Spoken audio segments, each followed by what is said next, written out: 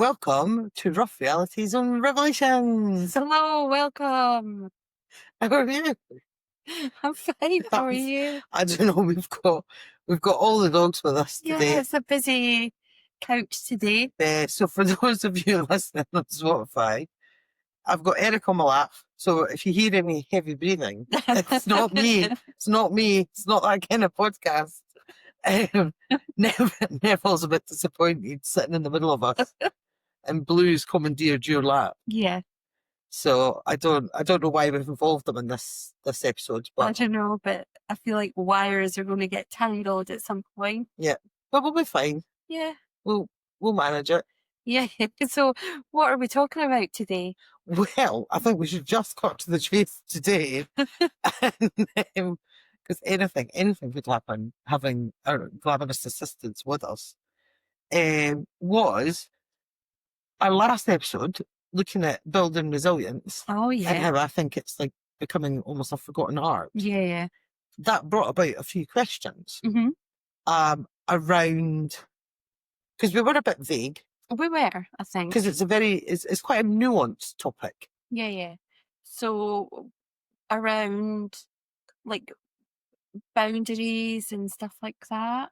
Yeah, I think people were wanting, if you have this type of personality of dog, like what's too much? Yeah. And when should you back off? Because, I think that's the fine line, isn't it? Yeah. Where I think, yeah, you're right. I think we've been saying that, too often people just like stop what they're doing or back off or take the dog out of the situation, and that's not allowing them to kind of build up that resilience. But there are kind of limitations on that. Do you know what I mean? Yes. Like it's not about, just pushing the dog, beyond their comfort zone and things like that. So yeah, perhaps we could look at different approaches. nuanced. Yeah. The more nuanced side of things. Yeah. Yeah. Because it's true. It's I think you do have to change tact depending on the situation, the dog, sometimes just the day of the week. Yeah. If I'm honest. I noticed this season at Agility, now that, this is like Finn's second season of competing, he loves it, like proper loves it. Mm-hmm. But that is leading to loads of excitement in the queue. Now, thankfully, he's no barky, but what he does is he fixates on the dogs that are running, and he's not listening to any cues that I give him. But we're waiting, so we're trying to warm up in the queue, waiting for your shot. Yeah. Sorry, who's this? Finn. Finn. And thanks, Eric. I can tell that he's getting near his threshold. Mm-hmm. And then what that means is when it's finally our shot, he's so excited that he'll just take any jump that he sees. Like he'll not listen. And then we'll end up being like eliminated and stuff like that. So I found this season, I was taking him out of the queue. So Eric is, you can't even see this if you're watching on YouTube, but Eric is just... He's half up, half down now. Yeah, he is. He's left his back legs behind. Can't decide if he wants to be on the floor or not. But yeah, I would take him out of the queue. So I would like go in, and if there were still a few dogs before his turn, what I did was I gave us more distance, stood further away. Yeah. Did his warm up, got him listening, and then when there was only like one dog in front of us, then I would go to my spot. So I suppose that's one way of building up. And then what I'm looking at is there, like, as the season would progress and going into next season, can I stay in the queue for a bit longer? And can he still listen? So that's a version of... Yeah, absolutely. So trying to like push him like a little bit further, without fully taking him out of his comfort zone and making sure that he's comfortable, that he's coping, that he's not getting too stressed or too over threshold. And we spoke about thresholds before, like in the previous podcast, but just making sure that he's he's got his comfortable with listening ears on. Yeah, and comfortable with the pace that you're going at as well. I think that's really important. Yeah. Yeah. I mean, one I was thinking about, and I mentioned it in the podcast, is that a lot of people, I'll say, well, I've not brushed the dog's tail because he doesn't like me brush his tail. Yeah. And then so they just stop because the dog's like not comfortable with it. Yeah. But I still brush the dog's tail, and that's just because in my toolbox I've got all these different ways to approach things, like different, things to do, different ways to distract the dog and that kind of thing. So I guess, like for you with your own dog, it's just about building up that toolbox and having like different ways to approach things, different things to try. Yeah. Coming at it from a different angle.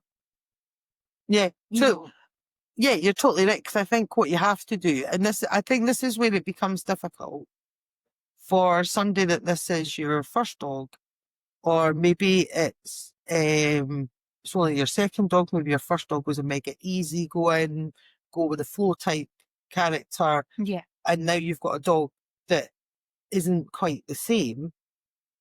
The hard bit is knowing when you need to change tacks. Yeah. And why is the dog finding it difficult? So, like, for example, Finn was finding it difficult because it was so exciting.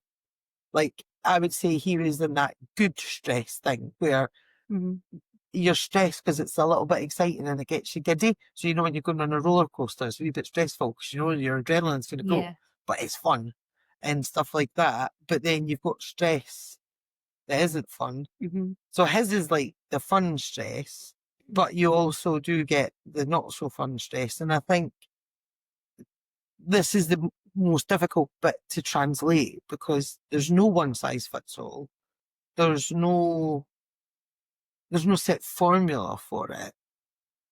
And I think you have to be more aware of your dog and their body language and their, I don't know, like stress signals, I suppose you could call it. So, yeah. So where could someone like who wanted to like find out more about body language and stress signals and stuff, where would be like a good place to kind of start? That's a good question. Looking for that. Do you know what? There's not a lot out there. Yeah. It is so hard. And I think it's a hard topic to gather the correct media, if you will, to convey what you're seeing. So in a way, I think maybe like a resource like Fear Free Pets, maybe, they have a lot of good stuff about I forgot about that. Recognizing the signs of fear, anxiety and stress, for example, that they have their scale that they've developed and stuff. And the Fear Free Pets website, it is aimed at just normal like dog owners. It's not aimed at professionals or anything. Yeah, that's true. Potentially that could be like a place where I forgot about that. Do you know what I had in my head was just looking at general body language when you asked that question. My brain didn't go to there's actually a resource. So Google Fear Free Pets. Fear Free Pets. I think it's fearfreepets.com, but yeah, it might not. No, it's good though. I remember it now that you said it. But yeah, you could look at that. Because then what do you have in your toolbox? So you've got a dog, because there's various reasons they don't like having their tail brushed. So what's your run through of tricks? So first of all, I would look at the position that the dog is in, like if they're sitting or standing or whatever. Because if they're sitting on their tail, that's hard to brush. Absolutely, but sometimes you can kind of like position the tail out behind them. Yeah. And so then, they can still be sitting. So they can still be sitting and then like brush it that way. Because sometimes if they're standing and you're trying to do the tail, if they've got any discomfort like around their back end or anything, then that could be cooling them down. Uncomfortable for them. Likewise, if they're sitting and they have, maybe sore knees or something. So you have to think about, like the position that they're in. So I would try like a different position, first of all. I would maybe try a couple of different tools, like, maybe go from like the brush to the comb or like a different brush, and see, if that's going to make a difference. I would look at how I was brushing the tail, and is there a way that I could brush it where I wasn't actually touching the tail, like the tailbone, you know, kind of move the hair like away from the tailbone and then brush it that way without actually touching their tail. Yeah, because sometimes it's not the action of the brush, it's you holding that tail in position. And, you know, really when you're on the tailbone, it's very thin. Yeah. And then I might look at, you know, is there anything I could do to make them think about something else whilst I'm doing it? So, you know, if they've come with treats or like a licky mat or something like that, then, you know, is this the time that I introduce that and give them something else to think about whilst I do the tail? Ultimately, you know, if the tail was matted or whatever and they weren't let me brush it, then I would just shave it and that would be that, because, you know, the dog's comfort is the main thing. And I think that's what I was getting at before. It's like respecting the dog's boundaries, but then knowing when like enough is enough. And you know, because we're not saying, oh, we'll never stop, push through regardless. You know, that's not what we're saying. Because I was going to say, I think it's valid to give the dog a break. It's something you could go back to 2 days later. Or 1 day later. So breaks can be anything from 30 seconds to 3 days, 4 days. I mean, that's true. I might, like, you know, if the dog's like, oh, you know, don't do my tail, I'll be like, right, fine, I'll do your feet, but we're going to have to come back to the tail. Like, or, you know, I'll do your ears, but fine, we'll come back. You know, we'll still have to come back to the tail. So I might leave it like until very last. So it's just like the last thing, you know, that we have to do. But yeah, I find mostly like a change of position is like enough for most dogs. Like get comfy. And then get your tail done. No, totally. I think that's valid because you've still got the job done. But you've listened to the dog's body language and their like physiological responses, I suppose. Definitely. If they're sort of like uncomfortable, and then you've tweaked it to try and make it less scary for them. But ultimately, it's a task that has to be done. And I think, like, because some people ask me about the whole crate thing, and this is not a crate tutorial, but for me, if I've got a dog who is, because there is some truth in the, because you hear this in grooming as well, they're like, oh, if they like bark or they cry, they learn that we'll open the door. And to some degree, that's true. I love the simplicity of dogs in the sense that if it works for them, they'll keep doing it. Like, it's as simple as that.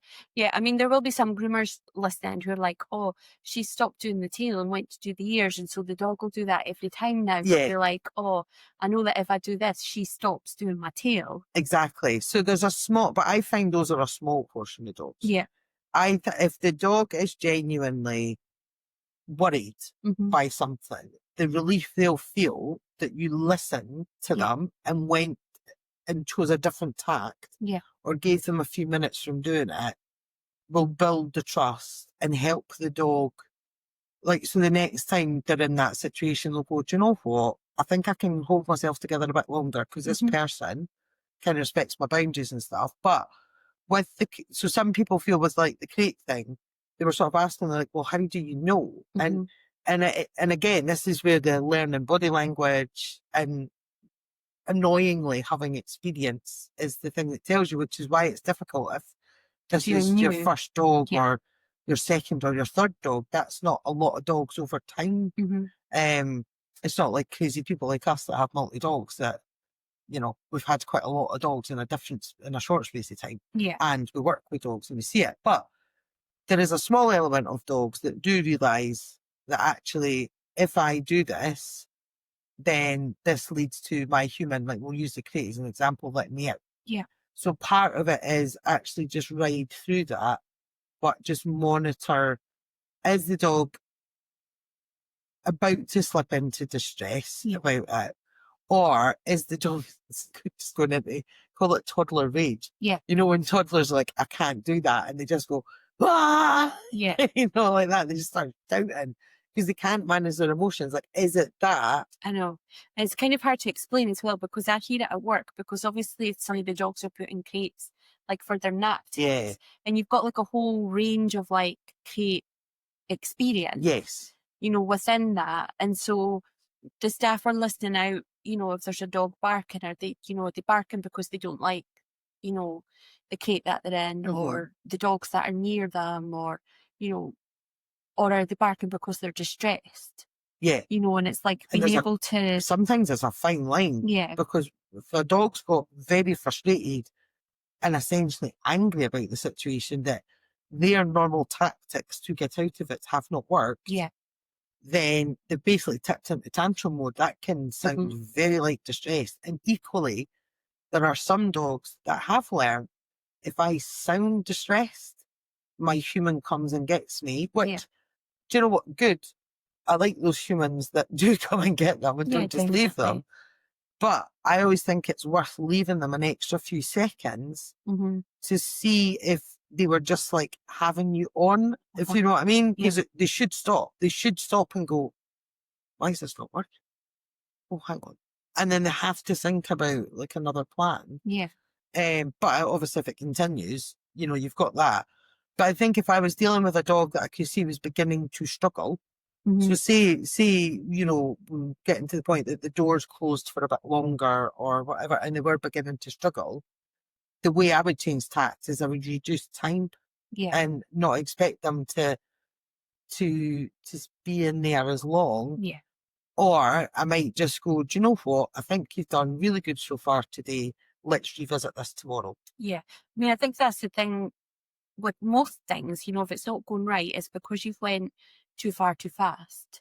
Yeah. And I think we woefully underestimate the dog's level of understanding when we start to ask them to do tasks. Yeah. And I think this is why sometimes dogs nowadays are potentially not as resilient as they can be, because we've got this notion that because they can do it a couple of times in the house, no problem at all, and to the level we want them to do. Yeah.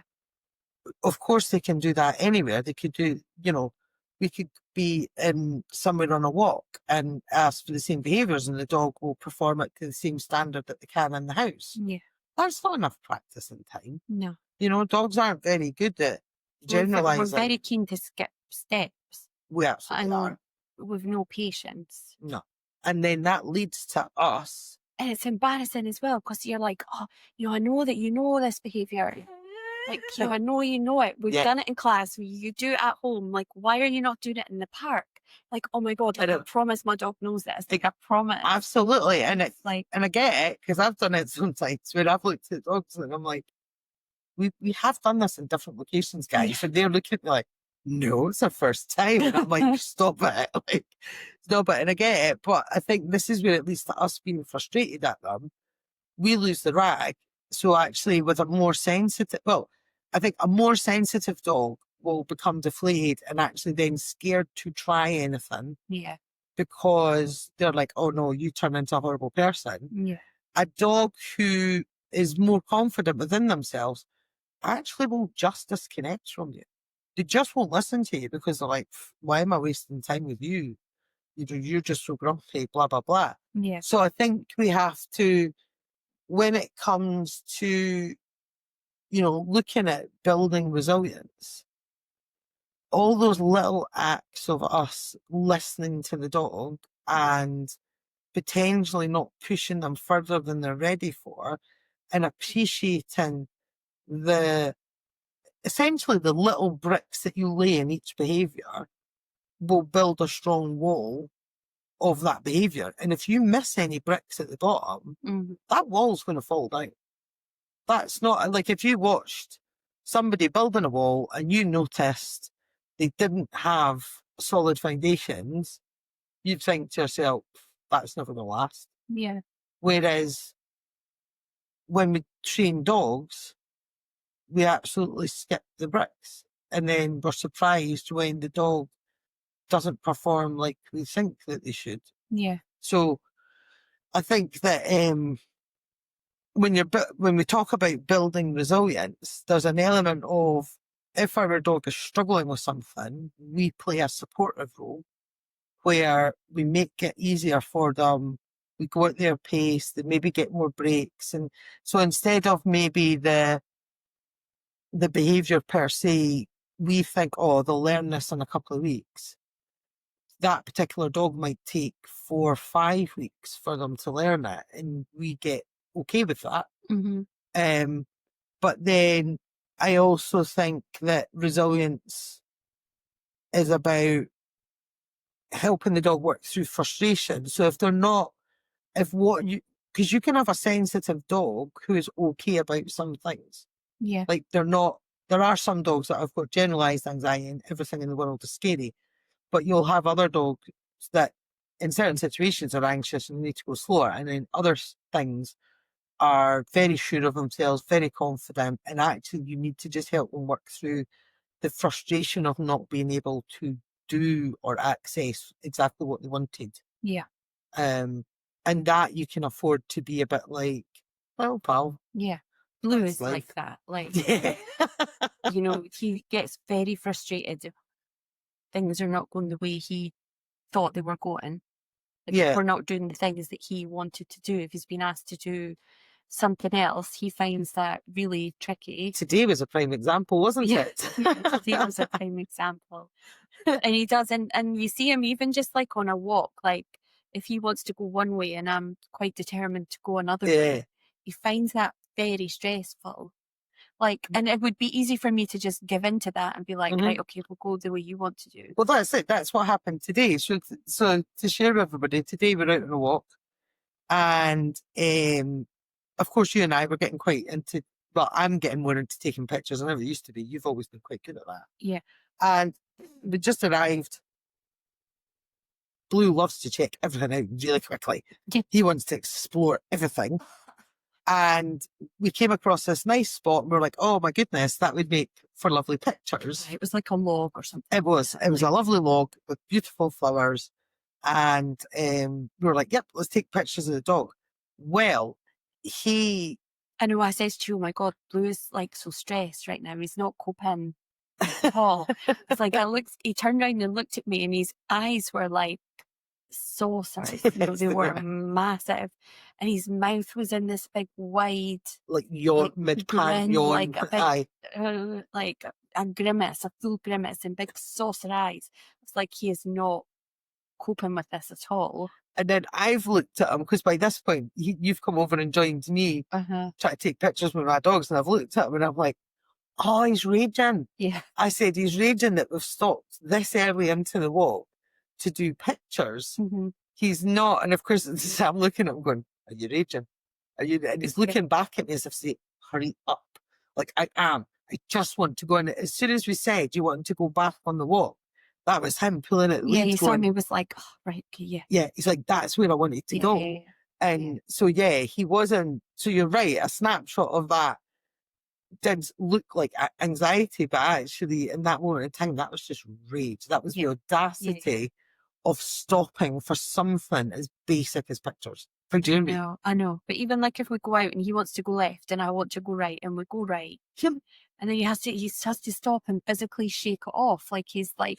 Do you remember that time I was here and he wanted to go down, well, you said go this path. Yeah. And this is so me, like I don't know the area at all. And I'm like, no, if we go this way, and his feet, he eye rolled at me like, no. And I'm saying to him, come on, we're going this way, come on. Like, I'm not taking your nonsense. But within 2 seconds, we realised the path ended, so we had to go the way he wanted. And he looked at me and he was like, you are so stupid. It's like, if you just listen to me. Like, I gets quite angry about, like, this is the way. Yeah. This is the way we should be going, man. I know, but he's but in those type of situations though, you can like push him a little bit because it's just like it's frustration that he's not getting to choose. Yeah, to where he wants to go. And that's my fault. And I've said on these podcasts before, I give him a lot of choice in his day-to-day life, and it does come back and bite me on the bum sometimes. He's like, how dare I try and give him as much control over his day as possible, and it does come back to haunt me. I mean, I think sometimes, and I think sometimes he looks at me and he thinks, oh, well, with her, she's not going to take this. She's going to be like, no, pal, I want to go this way. Let's go. But in saying that, if he looked genuinely stressed and worried about something, I wouldn't take that approach with him. I wouldn't be so like blasé about, I know. oh, come on. I know, and that's what I mean. I was like, oh, are we going to have to like cut this walk short? Like he's, you know, absolutely, he looked manic. Like he was so stressed. Yeah, that was rage. But it was, it was just rage. So but then I think that's oh no, I think I've forgotten the point. That was in my head just as you were saying that. And I thought, oh, that's also a valid point. And it went out of my head. Maybe it'll come back. Yeah, was it about frustration or? Yeah, there was an element about frustration, and there was an element about, oh man, getting old sucks, eh? I don't know. Just there was something you had said before that I wanted to circle back to about, like, you know, watching their body language and listening to the cues that they're giving you. And I think that's kind of relevant to everything. It's like it's a conversation. Yeah. You know, when I'm grooming a dog, it's a conversation. And if at any point it becomes a monologue from either me or the dog, because, you know, potentially, you know, I do have some clients who, you know, are bitey and stuff. So it has to be like a conversation between the two of us because, you know, they have to trust me, but I have to trust them. That's why I know that they're not going to bite me. So I think it's really important in all of our interactions that there is that kind of two-way information exchange. Yeah. Because I think if it becomes a monologue at any point, then that's when you're getting into the territory of like, you know, the trainers that use punishment and, you know, and the groomers that use force and all of that kind of thing. And that's not what we would ever want. No. We're always respecting each other's boundaries and listening to what the other party is saying. And I think I have never come across a dog. Well, watch how I say this. Because there will be something out there, I'm sure. Somebody will be like, oh, well. I have one of them. I have one of them.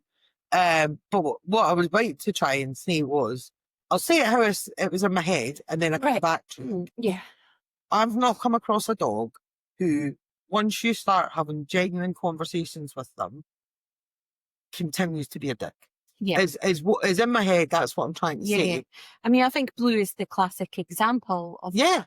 And somebody said to me the other day, because it's coming up for a year since I got Blue. I can't believe that. I know. But it's cartel boss. But it's been a year since I first saw his picture online, and I clicked on his profile and there was a picture of him in a cowboy hat, and I was like, oh, Becky's wearing a cowboy hat. He did look dapper. I was like, oh, I'll have to get this dog because he's wearing a cowboy hat.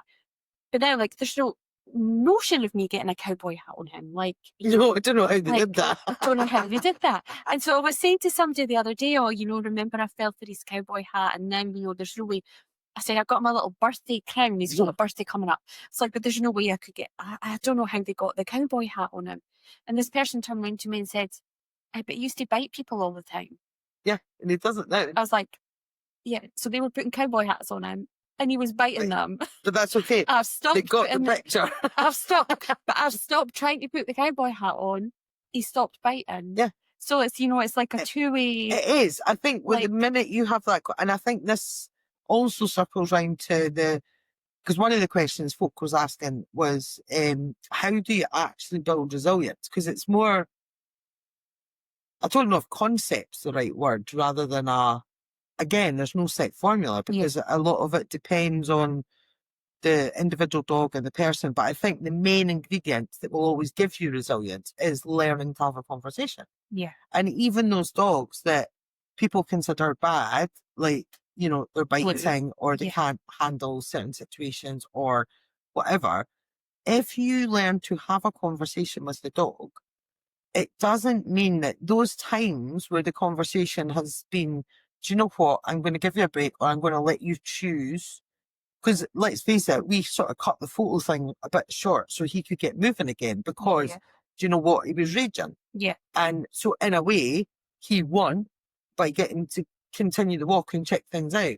But does that mean he'll go and try and take over the world?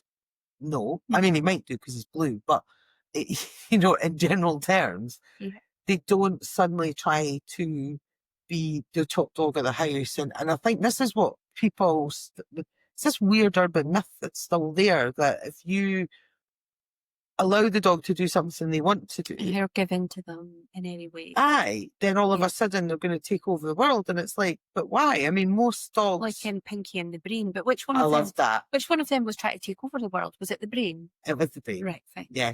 Pinky was Snarf. I absolutely love that cartoon. I can't tell you how tough I am that you've even mentioned that. Yeah. No, I never watched it, but my sister... I used to all the time.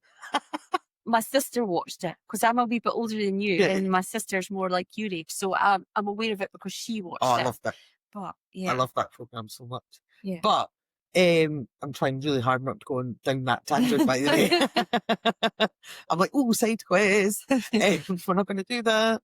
But I think you're right. You've opened up the conversation. So he has become less defensive. Yeah. Because he's like, hang on, the main human in my life, make sure I don't end up in situations that is too much for me. Yeah. Because I do think for him, he's not incredibly anxious.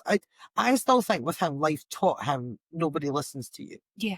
And nobody had those conversations with him. And he was picked up, he was touched, he was passed around, as a lot of small dogs are. Yeah. And I think somebody said today was always the small ones. I know, when they were barking. When they were barking. I will say Neville was barking as well, wasn't it? Just blue. I'm like, yeah, it's always the small ones. Because that's the way people look at them. Aye. So... Well, that's it. So I think, yes, opening up the conversation will allow you to have, a better relationship with the dog. Yeah. You not only are building more resilience in the dog, because the dog then feels more confident to either maintain doing something that they don't consider the most fun ever, or equally allow them to work through their frustration about something. But it always leads to more trust. Definitely. And more trust means more bond, which means the dog is actually more compliant with when you need them to do things for the human world. Like, because there are certain behaviours dogs would love to do, but you're in a human society, you can't do those behaviours, pal. Definitely. And I would imagine as well, they're more likely to try new things and to open to new experiences if they've got that feeling of safety and that feeling of trust. Yeah. And thanks to all of this, I've now remembered what that point was that went out my head. Right, okay, right.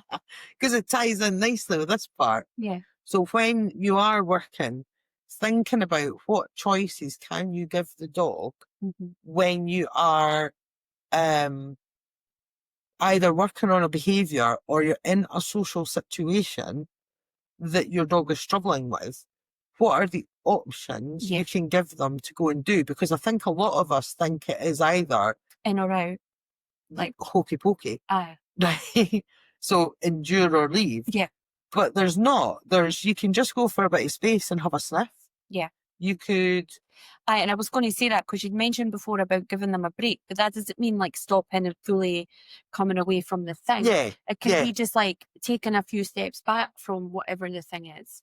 Or, if it's you doing something to the dog, you just taking a step back, not leaning over them so much, like giving them a break that way. Yes. Aye. No, you're completely right, because like, I suppose that's the thing, you forget sometimes to explain these bits and bobs. Sorry, people. Yeah. But creating a bit of space. Yeah, so it might be that, for example, if you go back to the crate thing, it might be that maybe they're in there a bit shorter time, or sometimes it is actually you've given them too much space, so you might decrease the space and sit next to them, like in their crate or that, just to let them know that you're still there. Yeah.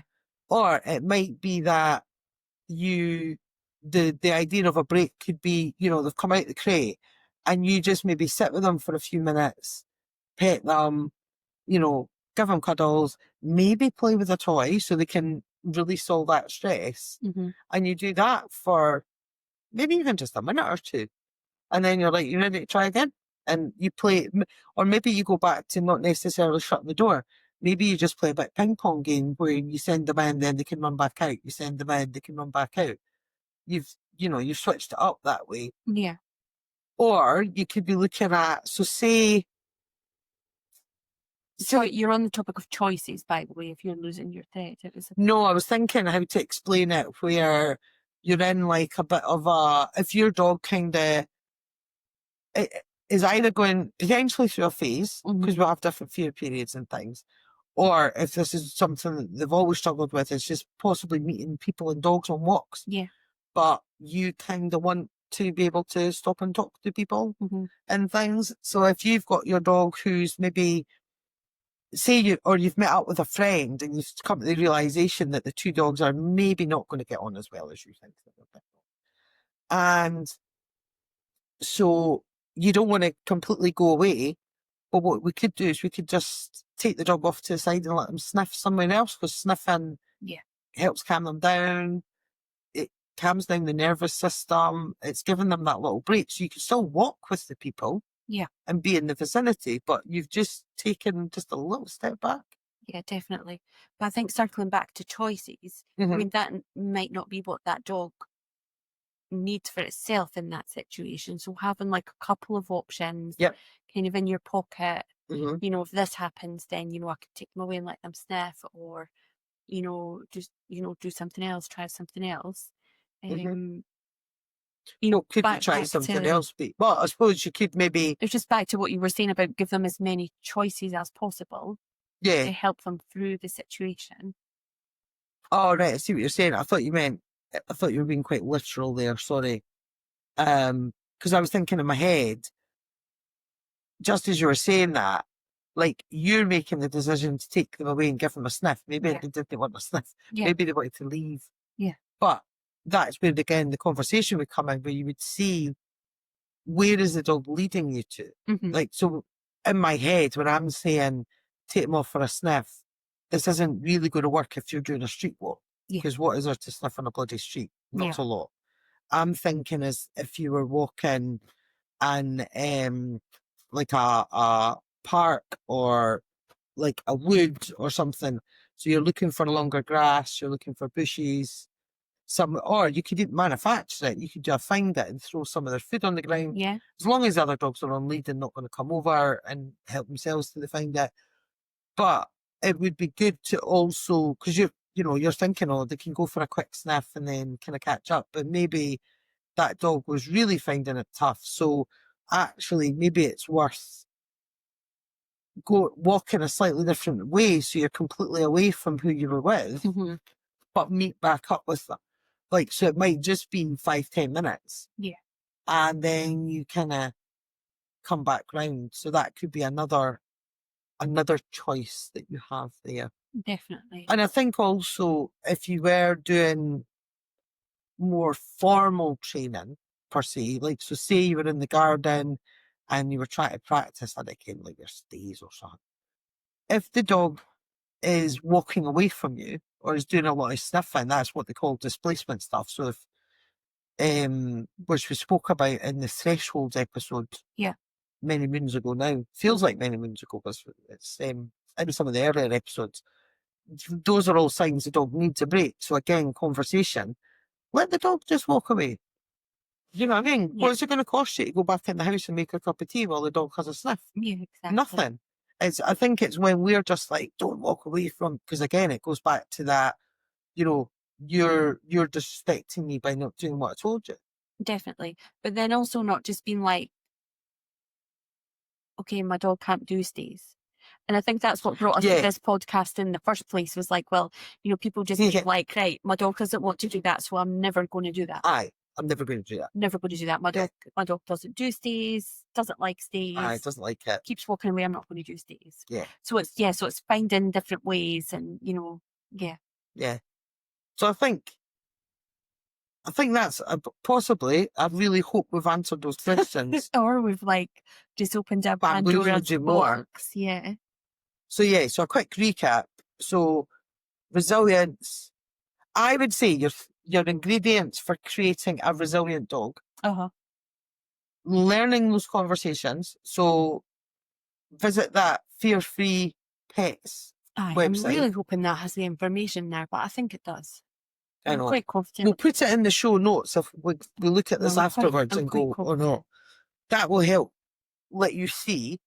I would, as much as it pains me, you could look at YouTube videos for body language. Yeah.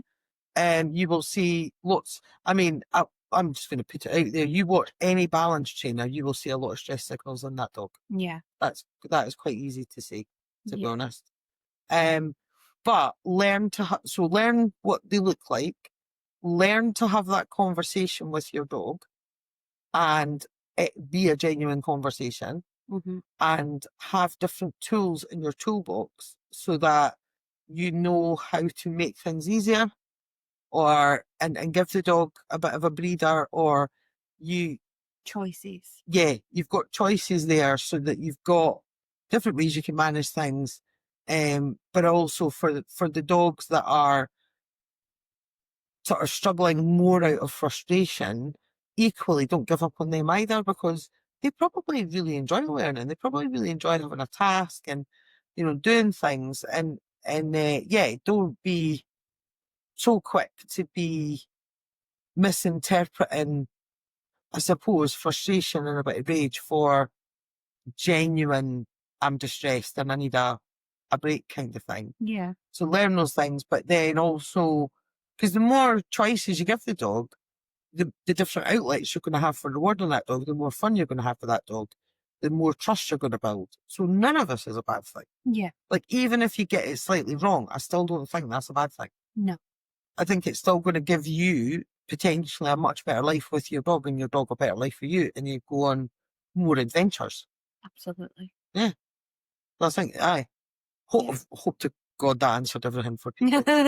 And it's helped them realise what we were talking about in the previous episode. You know, I hope as well that this is all recorded like really well, because there's no way we could recreate that ramble in a million years. No, there's no. I know. There better be no mistakes anywhere. Better not be deleting none at the end of it. Oh, and of course that's the dogs all went to sleep now. Yeah. They're all fine. Yeah, they're good. Right, we're going to go while the going's good. Okay. Love you. Bye. Bye for now.